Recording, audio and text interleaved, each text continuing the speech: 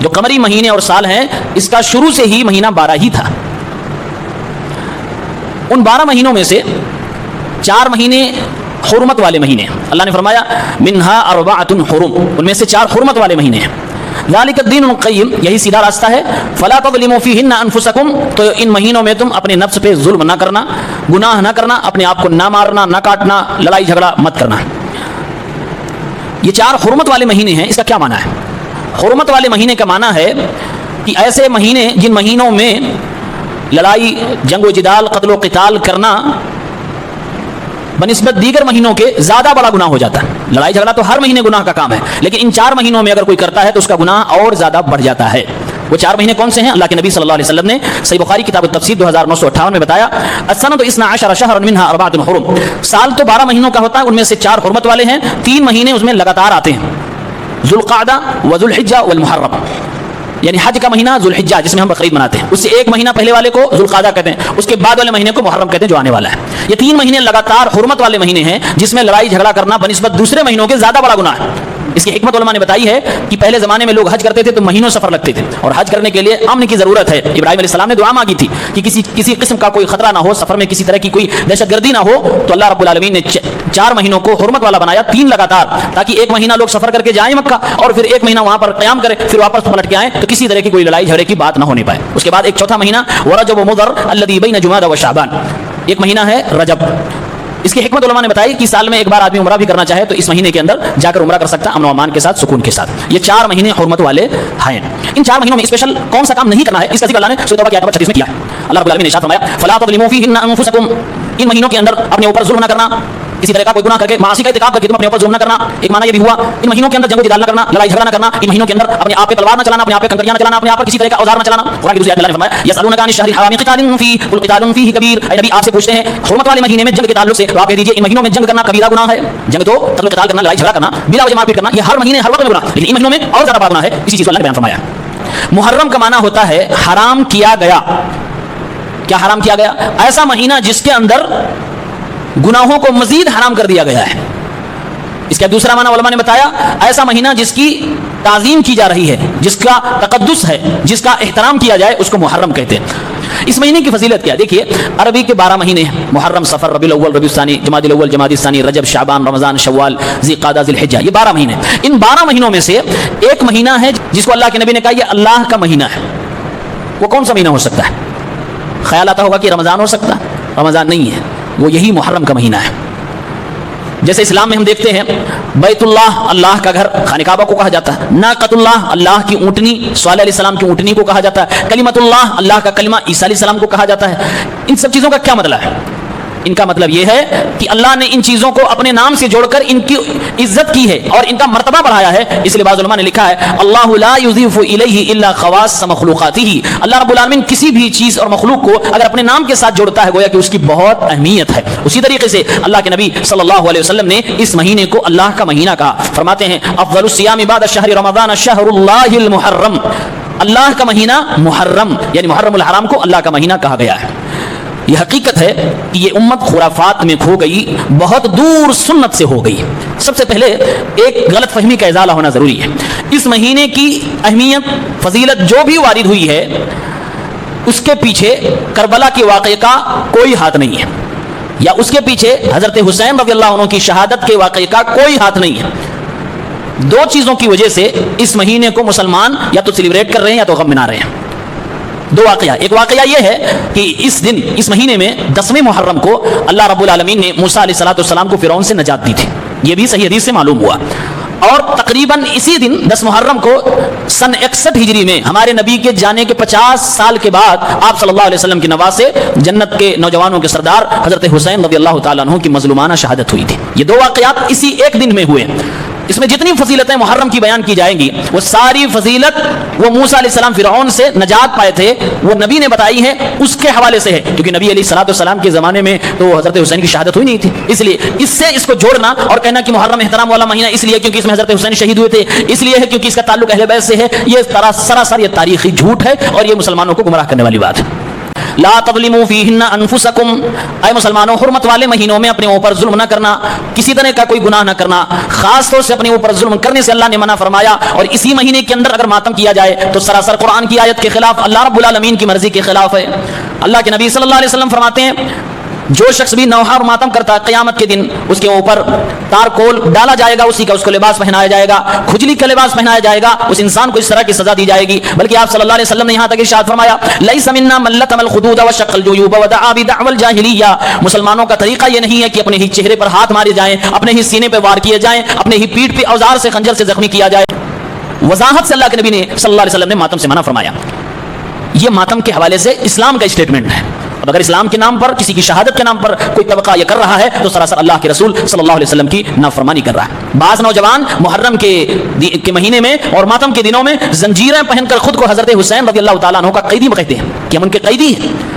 چہروں پہ تماچے مارے جاتے ہیں. کیسے کیسے ماتم کیا جاتا ہے آپ جانتے ہیں. دھاردار ہتھیار سے اپنے پیشانی پہ مارا جاتا ہے، پیٹھ پہ مارا جاتا ہے، پیٹ پہ مارے جاتے ہیں، اور وہاں ڈاکٹر بھی موجود ہے، خون کے فوارے بعض دفعہ نکل جاتے ہیں. اور بلکہ ماتم کے دنوں میں یہ بھی دیکھا گیا ہے کہ لوگ آگ پر گزرتے ہیں. یہ سب ماتم کے نام پہ ہوتا ہے اور یہ حرام ہے. اس کا اسلام سے کوئی تعلق نہیں. اس کی تاریخ کیا ہے، شروعات کب ہوئی؟ اللہ کے نبی صلی اللہ علیہ وسلم دنیا سے گئے سن 10 ہجری میں. حضرت حسین رضی اللہ تعالیٰ عنہ کی شہادت ہوئی سن 61 ہجری میں. 50 سال کے بعد 100 سال گزر گیا، 200 سال گزر گیا، 300 سال گزر گیا. کوئی ڈرامہ نہیں. 352 ہجری کے اندر معز الدولہ اس نے اپنے تمام پرجا کو حکم دیا کہ دکانیں بند کروا دی، چوراہوں پر لکڑی کے تازیے بنوائے اور اس کے پورے ڈھانچے بنوائے، نقشے بنوائے. جو زمانے میں کچن ہوا کرتے تھے، ہوٹلز ہوا کرتے، سارے ہوٹلوں کو بند کروا دیا. روٹی بنانے والے روٹی نہ بنائے، کھانا بنانے والے کھانا نہ بنائے. مکمل سرکاری چھٹی کروا دی. اور اس کے بعد اعلان کیا کہ تمام عورتیں بال کھول کر چیختی چلاتی ہوئی روڈ کے اوپر نکلے، بے پردہ ہو کر نکلے، اور ایک ماتم اور سوگ کا ماحول بنا دیا. یہ شروعات کب ہوئی؟ 352 ہجری میں 963 عیسوی جون کے مہینے ہوئی. اور کس نے کیا؟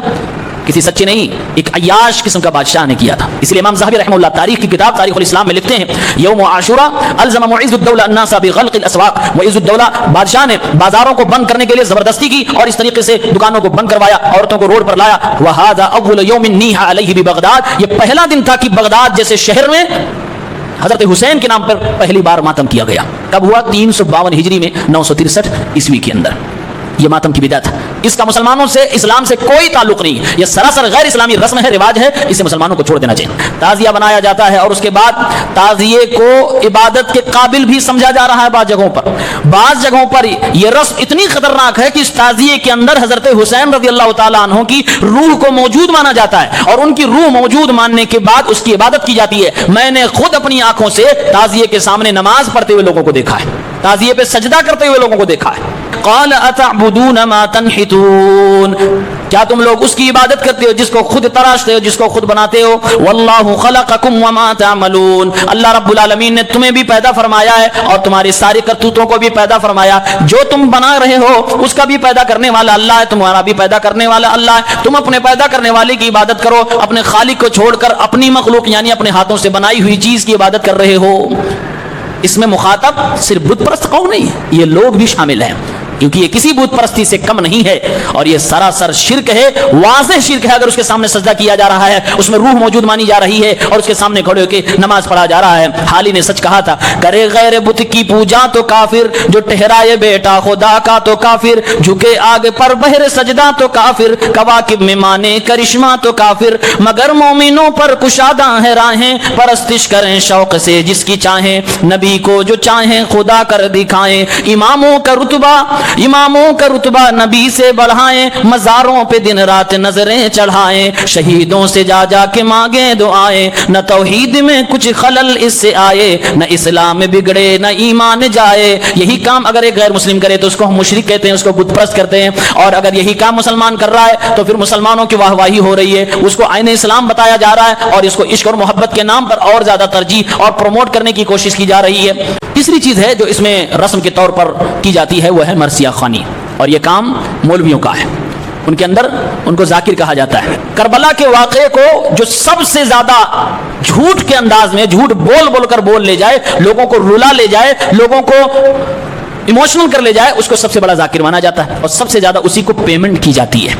یقین مانیے واقعہ کربلا کو بیان کرنے میں جن لوگوں نے اس کربلا کے واقعات کو بیان کیا ہے، ان میں اکثر لوگ جھوٹے ہیں، فریبی ہیں، ان میں اکثر لوگوں نے اس میں نمک مرچ نہیں بلکہ بہت زیادہ مسالہ اور نمک مرچ لگا کر بیان کیا ہے، اتنا بری طرح سے بیان کیا ہے کہ آج ماحولیہ بن گیا، مرثیہ خوانی ہو رہی ہے، جیسے محرم آئے گا، جیسے حسین رضی اللہ تعالیٰ عنہ کی شہادت کا واقعہ بیان کیا جائے گا، جس کے من میں جو آ رہا ہے، جتنا زیادہ جو بھیانک انداز میں، دردناک انداز میں بیان کر پا رہا وہ بیان کرتا چلا جا رہا ہے، نہ کسی روایت کا پتہ چل رہا ہے، نہ کسی چیز کا کوئی ثبوت ملنے والا ہے، بس ہوا میں بات ہو رہی ہے، جیسے لوگ چاہ رہے ہیں جیسے بیان کر رہے ہیں، جو جتنا زیادہ رولا لے جائے اتنا بڑا عالم ان کے یہاں سمجھا جانے لگا ہے۔ یہ جھوٹ پر پوری قصے کہانی ہے، ریل ہے، اور اس کے ریل واقعہ بھی کتابوں میں ہے، لیکن یہ ایرے غیرے نتو خیر عالموں کی بس کی بات نہیں ہے کہ اس کو صحیح چیز کو چھانٹ کر آپ کے سامنے لا کر پیش کر دے، کیونکہ بڑی باریکی سے اور بڑی چالاکی اور بڑی ہوشیاری سے ان مکاروں نے خود مارا تھا، اور مارنے کے بعد خود ہی رونا پیٹنا شروع کر دیا، اور اسی طریقے سے کتابوں میں لا کر بہت ساری غلط چیزیں تاریخ کے نام پر بھر دی ہیں، جسے امت کو گمراہ کیا گیا۔ یہ مرثیہ خوانی، مرثیہ جو پڑھا جاتا ہے، بیان کیا جاتا ہے، ایسا ایموشنل ہوتا ہے کہ اس میں عورتیں پڑھ رہی ہوتی ہیں ماتم کے ٹائم پر، اور مرد سن رہا ہوتا ہے جوش میں آ کر اپنے اوپر وار کر۔ آسان نہیں ہے اپنے ہی بدن پہ تلوار چلانا، آسان نہیں ہے خود اپنے ہی چہرے پہ بلیڈ سے اور اپنے سینے پہ وار کرنا، اس کے لیے پاگل ہونا ضروری ہے، اور پاگل کرنے کے لیے یہ مرثیہ کا استعمال کیا جاتا ہے۔ اور یہ مرثیہ خوانی جس کے اندر جھوٹ ہے، فریب ہے، موضوع روایات ہیں، یہ بھی اسلام کے اندر حرام ہے، کیونکہ اس مہینے میں جو ایک بڑا اور بہت برا کام ہوتا ہے وہ ہے تبرہ بازی، یعنی صحابہ کرام کو برا بھلا کہا جاتا ہے، انہیں گالیاں دی جاتی ہیں، کبھی کھل کر کیا جاتا ہے، کبھی اشارے میں کیا جاتا ہے، جبکہ صحابی کون ہے؟ من لقی النبی مؤمنا به ومات علی الاسلام، جس نے نبی سے ایمان کی حالت میں ملاقات کی ہو اور ایمان کی حالت میں دنیا سے چلا گیا ہو، وہ صحابی ہے۔ اور جس کے نام کے آگے صحابی لگ گیا، اب وہ چاہے چھوٹا ہو، بڑا ہو، بچہ ہو، جوان ہو، بوڑھا ہو، کوئی بھی ہو، بس صحابی اس کے نام کے آگے اگر لگ گیا تو اس کے جنتی ہونے میں کوئی شک و شبہ نہیں ہے۔ قرآن کریم میں اللہ نے فرمایا وَكُلًّا وَعَدَ اللَّهُ الْحُسْنَى، ہر صحابی سے اللہ رب العالمین نے جنت کا وعدہ فرمایا ہے۔ ایک چھوٹے سے بھی صحابی سے ذرہ برابر اگر دل میں نفرت آ رہی ہے تو فوراً توبہ کرنا ضروری ہے۔ یہ شیعیت کا کیڑا ہے، اور آج افسوس بہت سارے مسلمانوں کے دلوں میں یہ کیڑا موجود ہے۔ توبہ کرنا بہت ضروری ہے، اللہ سے معافی مانگنا بہت ضروری ہے۔ اللہ کے نبی صلی اللہ علیہ وسلم نے فرمایا لا تسبوا صحابی، میرے کسی بھی صحابی کو برا بھلا نہ کہو، انہوں نے جو اپنی زندگی میں خرچ کر دیا ہے، اگر تم احد پہاڑ کے برابر بھی خرچ کرو تو ان کے آدھے تک بھی نہیں پہنچ پاؤ گے۔ عبداللہ ابن عمر رضی اللہ تعالیٰ عنہ فرماتے ہیں کسی بھی صحابی رسول کو برا بھلا نہ کہو، گالیاں مت دیا کرو، کیونکہ ایک صحابی نے اللہ کے نبی صلی اللہ علیہ وسلم کے ساتھ جو ایک گھنٹہ گزارا ہے، ایک لمحہ، ایک گھڑی جو اللہ کے نبی کے ساتھ کسی صحابی نے گزار لی ہے، کسی غیر صحابی اگر پوری زندگی عمل کرے، 40 سال تک نیکیاں کرتا رہے، تب بھی اس درجے کو نہیں پہنچ پائے گا جو ایک صحابی ایک لمحہ میرے نبی کے ساتھ گزار کے پا جاتا ہے۔ اتنا بڑا مقام صحابہ کا ہے، کیونکہ صحابی ہونا جنت کی گارنٹی ہے، اور ہم اور آپ کتنے بڑے بھی مسلمان ہو جائیں، پوری زندگی نے کی ہو جائیں، لیکن گارنٹی جنت کی نہیں لے سکتے، نہ دے سکتے ہیں، لیکن صحابی ہونا اتنا بڑا شرف ہے کہ انسان کو اللہ رب العالمین سارے صحابہ کو جنت کی گارنٹی دے رہا۔ وَكُلًّا وَعَدَ اللَّهُ الْحُسْنَى، اور قرآن میں اللہ نے یہ بھی فرمایا صحابہ کرام سے اگر کسی کو چڑ ہے تو سمجھ لے کہ وہ کافر ہے، لِيَغِيظَ بِهِمُ الْكُفَّارَ، اللہ تعالیٰ قرآن میں صحابہ کی فضیلت اس لیے بیان کرتا ہے، رب العالمین تمام صحابہ کرام کے بارے میں اس لیے کہتا ہے رضی اللہ عنہم ورضوا عنہ، تاکہ کافروں کو اللہ غصہ دلا سکے، تاکہ کافروں کا کفر باہر آ سکے، تاکہ منافقوں کا نفاق باہر آ سکے، یعنی کہ اللہ رب العالمین یہ چیک کرتا ہے کس بندے کے دل میں میرے نبی کے صحابہ سے محبت ہے اور کس بندے کے دل میں میرے نبی کے صحابہ سے نفرت ہے۔ ہمارا اور آپ کا کام ہے کہ ہم صحابی نہیں ہیں، ہمیں صحابہ سے محبت کرنی ہے۔ اب ایک صحابی دوسرے صحابی کا آپ سے اختلاف ہے، اس سے ہمیں کوئی لینا دینا نہیں۔ ہمارا ایمان کیا ہے کہ ہمیں ان دونوں سے محبت کرنی ہے، وہ دونوں اگر آپس میں وقتی طور سے اختلاف کیے ان کا معاملہ اللہ کے حوالے ہے، ہم خاموش رہیں، یہی ہمارا موقف صحیح ہونا چاہیے۔ اس میں بہت زیادہ زبان درازی کرنے کی ضرورت نہیں، زبان چلانے کی ضرورت نہیں ہے۔ سوگ مطلب کیا ہوتا ہے کہ بھائی اس مہینے میں ہم ہنسیں گے نہیں، اس مہینے میں اچھا کپڑا نہیں پہنیں گے، اس مہینے میں اپنے گھر کے کھٹیے کو الٹ دیں گے، چارپائی کو الٹ دیں گے، اس مہینے میں روٹی نہیں پکائی جائے گی، اس مہینے میں جھاڑو نہیں دیا جائے گا۔ اور بعض جگہوں پہ یہ بھی کہا جاتا ہے تازیہ دفن ہو جائے گا تو گھر میں روٹی بنے گی، تازیہ دفن ہو جائے گا تو تب گھر میں جھاڑو لگے گا، تازیہ دفن ہو جائے گا تب چارپائی کو سیدھا کیا جائے گا۔ اور بہت سارے جو شدت پسند ہوتے ہیں، جو کٹر ہوتے ہیں، وہ ننگے پاؤں یہ 10 دن چلتے رہتے، چپل بھی نہیں پہنتے، اور بہت سارے لوگ تو کپڑا بھی نہیں بدلتے ہیں، وہی کالا لباس چلتا رہتا ہے۔ شادی بیاہ اس مہینے میں منحوس مانا جا رہا ہے، اور جس لڑکی کی شادی اس مہینے سے پہلے مہینے میں ہو جائے، یعنی عید قربہ عید الاضحیٰ والے مہینے میں، اس لڑکی کو اس مہینے کے اندر سسرال میں رہنے نہیں دیا جاتا، اس کو واپس مائکے بلا لیا جاتا، اور مانا جاتا کہ اگر یہ سسرال میں رہی تو سسرال میں کچھ نہ کچھ کانڈ ہو جائے گا، یہ سسرال پر کوئی نہ کوئی آفت لے کر آ جائے گی۔ اس طریقے سے یہ توہم پرستی ہے اور یہ اندھ وشواس پایا جاتا ہے، جبکہ ہم اور آپ اللہ کے نبی صلی اللہ علیہ وسلم کی سنت کو دیکھیں، ہمارے نبی صلی اللہ علیہ وسلم جس معاشرے میں ہیں اس معاشرے میں شوال کے مہینے کو بھی منحوس سمجھا جاتا تھا. ہمارے نبی صلی اللہ علیہ وسلم نے سیدہ عائشہ رضی اللہ تعالی عنہا سے اسی مہینے میں شادی کی اور اسی مہینے میں آگے چل کے آپ نے رخصتی بھی کروائی. یعنی اللہ کے نبی صلی اللہ علیہ وسلم نے جاہلیت کی ایک رسم کو توڑا ہے. آج مسلمانوں نے محرم کے مہینے کو منحوس مان لیا اور اسی مہینے کے اندر شادی بھی نہیں کرتے, رخصتی بھی نہیں کرتے, بلکہ نو بیاہتا عورت کو اس کے میکے واپس بھیج دیتے, کہتے ہیں تعزیہ دفن ہونے کے بعد تم واپس آنا ورنہ میرے گھر میں کانڈ ہو جائے گا. یہ اندھ وشواس ہے, یہ ہے توہم پرستی جو آج مسلمانوں میں پائی جاتی ہے. اور سوگ, کسی کے مر جانے کے بعد سوگ منانا, ایک ہوتا ہے غم زدہ ہو جانا. غم آپ کو ہو گیا, آپ کا کوئی قریبی دنیا سے چلا گیا, یہ فطری چیز ہے, اس میں مرد بھی ہوتا ہے غم زدہ, عورتیں بھی ہوتی ہیں. لیکن جو باقاعدہ منایا جاتا ہے جس کو سوگ منانا کہتے ہیں, اس کا مردوں سے کوئی تعلق نہیں, اس کا مردوں سے کوئی تعلق نہیں ہے. سوگ منانا عورتوں ہی کا کام ہے, اس میں مردوں کا کوئی کام نہیں ہے. اللہ کے نبی صلی اللہ علیہ وسلم نے ارشاد فرمایا کسی بھی عورت کے لیے حلال نہیں ہے جو اللہ پر آخرت کے دن پر ایمان رکھتی ہو کسی میت کے اوپر 3 دن سے زیادہ وہ سوگ منائے. ہاں اگر اس کے شوہر کا انتقال ہو گیا تو 4 مہینہ 10 دن تک وہ سوگ منا سکتی ہے, ورنہ کوئی عورت 3 دن سے زیادہ کسی بھی قریبی کے مرنے کے بعد سوگ نہیں منا سکتی ہے. اور آج کتنے سال ہو گئے, 1300 سال ہو گئے, عورت تو چھوڑیے مرد حضرات سوگ منائے جا رہے ہیں. اور سوگ منانے کی اعلیٰ کوالٹی ہے, یعنی ماتم کیے جا رہے ہیں. ماتم یہ اصل میں سوگ منانا ہی ہے. اور یقیناً اگر قرآن کی روح سے دیکھا جائے تو یہ سیدنا حسین رضی اللہ تعالیٰ عنہ کے ساتھ مذاق کیا جا رہا ہے. اللہ کے نبی صلی اللہ علیہ وسلم کا خانوادہ, اللہ کے نبی صلی اللہ علیہ وسلم وہ ہستی ہیں اور آپ کے گھر والے وہ لوگ ہوا کرتے تھے جو بڑے بڑے مصیبتوں کو, بڑی بڑی آزمائشوں کو مسکرا کر سہ لیا کرتے تھے, کبھی بھی جزا فضا نہیں کرتے تھے. صبر کرنے والی قوم تھی. اللہ کے نبی کا خاندان صبر والا خاندان تھا. اب جو لوگ ماتم کر رہے ہیں وہ علی رضی اللہ تعالیٰ عنہ کا مذاق بنا رہے ہیں کہ صبر نہیں کر پائے, ہم اپنا ماتم کر رہے ہیں, ہم جزا فضا کر رہے ہیں. اور یہ ماتم سراسر صبر کے خلاف ہے. صبر اور ماتم دونوں آگ پانی ہیں. اسلام صبر کی تعلیم دیتا ہے, ماتم کرنے کی تعلیم نہیں دیتا ہے. اس کا تعلق اسی سے ہے کہ محرم کے مہینے میں قبرستان کی بڑی سجاوٹ ہو جاتی ہے.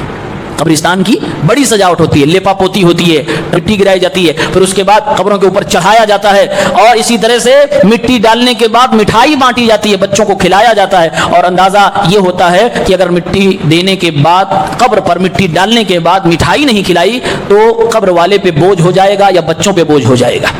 اس طرح کی خرافات بدعت پائی جاتی ہے. اس طرح کے لوگ جب قبرستان جاتے ہیں تو ایک اور بدعت کرتے ہیں, پارا پڑھ پڑھ کے اس مردے کو بخش رہے ہیں, جو کہ ایک نئی الگ بدعت اپنے آپ میں. قبروں پر لوگ دال چاول اور چینی شکر وغیرہ بھی پھینک رہے ہیں. یہ ساری کی ساری چیزیں خرافات ہیں. عورتیں بھی جا رہی ہیں, مرد بھی جا رہے ہیں. عورتیں اپنے اچھے اچھے لباس پہن کے جا رہی ہیں اور قبرستان کی زینت بھر رہی ہیں. بہت ساری جگہوں پہ حضرت حسین رضی اللہ تعالیٰ عنہ کی قبر کی شبیہ بنائی جاتی ہے, زیارت کی جاتی ہے. اس مہینے کے اندر ایک نئی بدعت کی جاتی ہے اور یہ سراسر بدعت ہے, اس کا دین سے کوئی تعلق نہیں ہے. اور زیارت کرنے کے لیے تو کبھی بھی جا سکتے ہیں. اس کے لیے ٹائم فکس کرنا, عید کے دن, جمعہ کے دن, شعبان کے دن, محرم والے میں, یہ سب جو ٹائم فکس کر کے لوگ قبروں کی زیارت کرتے ہیں, ایسا کرنا غلط ہے, اسلام میں منع ہے. 7ویں بدعت, اس مہینے میں حضرت حسین رضی اللہ تعالیٰ عنہ اور دیگر اہل بیت کے نام پر نظر و نیاز کیا جاتا ہے. نظر اور نیاز یہ صرف اللہ رب العالمین کے لیے حلال اور جائز ہے, غیر اللہ کے لیے شرک ہے. اور حضرت حسین رضی اللہ تعالیٰ عنہ کے نام پہ یہ سب کچھ محرم کے مہینے میں ہوتا ہے.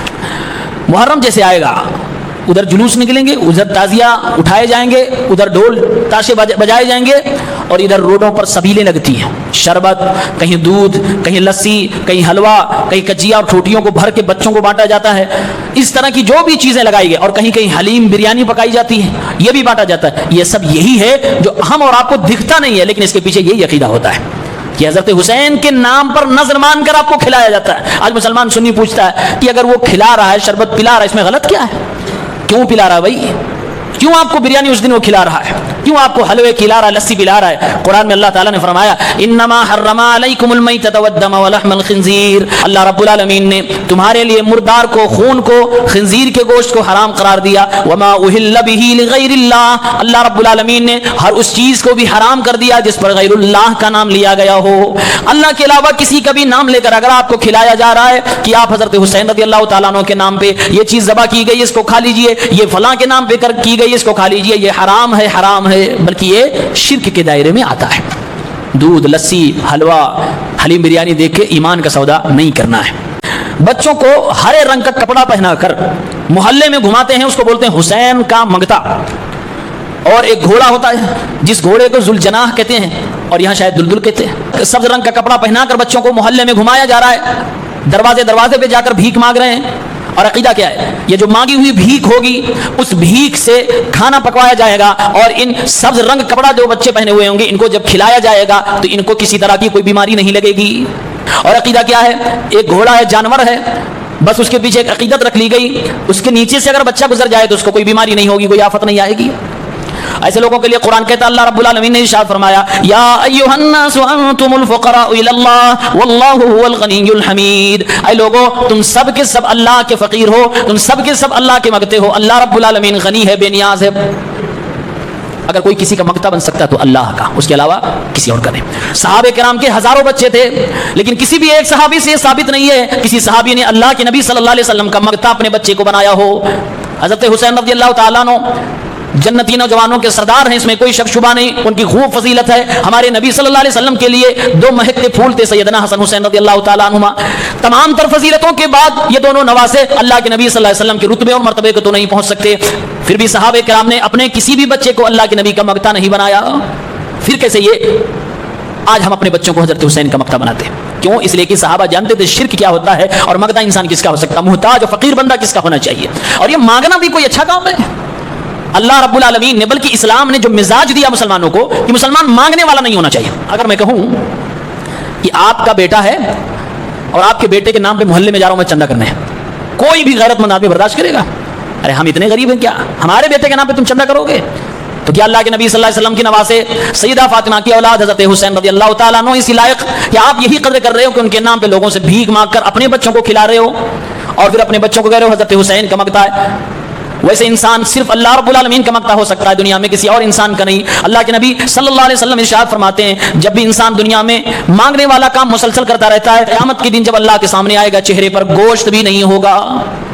انسان مال ہونے کے بعد، دولت ہونے کے بعد، اپنی ضرورت پوری ہو جانے کے بعد بھی اگر مانگتا ہے کہ بیلنس بنائیں گے اور زیادہ مالدار بن جائیں گے اس لیے بھیک مانگتا ہے، اللہ کے نبی فرما رہے ہیں وہ بھیک نہیں، وہ جہنم کے انگارے کو اپنے لیے جمع فرما رہا ہے. اسلام نے مانگنے کو کبھی بھی پسند نہیں فرمایا، لیکن مسلمان بھیک مانگ رہا ہے.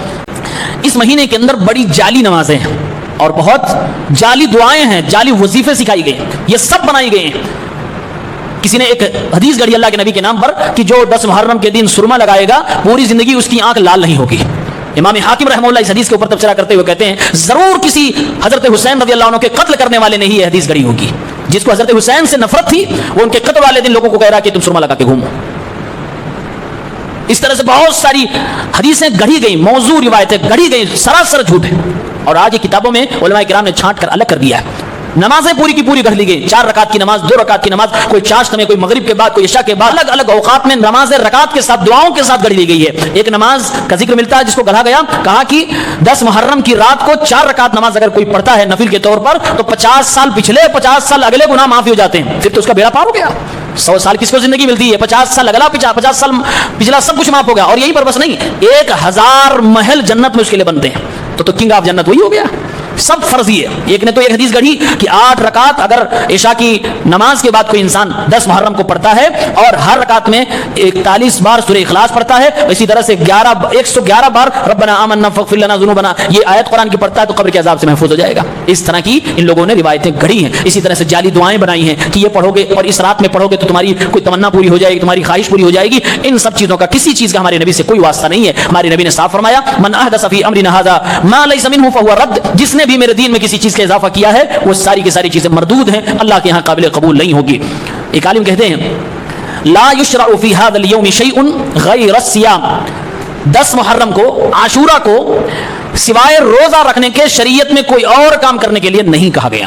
لیکن البعض اخذوا فیہ امورا لا اصل لها. لیکن بعض لوگوں نے اس میں ایسی خرافات، ایسی رسمیں، ایسی بدعتیں ایجاد کر لی ہیں جس کا دین سے کوئی تعلق نہیں ہے. وانها تعتمد على احادیث موضوعہ او ضعیفہ. ان سب چیزوں کو موضوع اور گڑھی ہوئی ضعیف روایتوں سے نکالا گیا ہے اور اس کو اسلام کے نام پر جھوٹ بول کر ایجاد کیا گیا. امام ابن کثیر رحمہ اللہ فرماتے ہیں ھذا تکلف لا حاجۃ الیہ فی الدین ولا فی الدنیا. یہ جو محرم کے اندر ماتم، تعزیہ، یہ سارے جو دھوم دھتورے رٹے جا رہے ہیں اور کیے جا رہے ہیں، کہا اس کا دین سے کوئی تعلق نہیں ہے، دین اس کا کوئی محتاج نہیں ہے، دنیا میں اس کا نہ کوئی فائدہ ہے نہ آخرت میں اس کا کوئی فائدہ ہوگا. اگر یہ کوئی اچھا کام ہوتا تو صحابہ کرام ہم سے پہلے یہ کر چکے ہوتے اور اس خیر اور بھلائی اور نیکی کے کام کو صحابہ ہرگز نہ چھوڑتے. ہم لوگ مسلمان ہیں اور اہل سنت ہیں، اہل سنت صحابہ کی پیروی کرتے ہیں، دین میں نئی چیزوں کو ایجاد ہرگز نہیں کیا کرتے.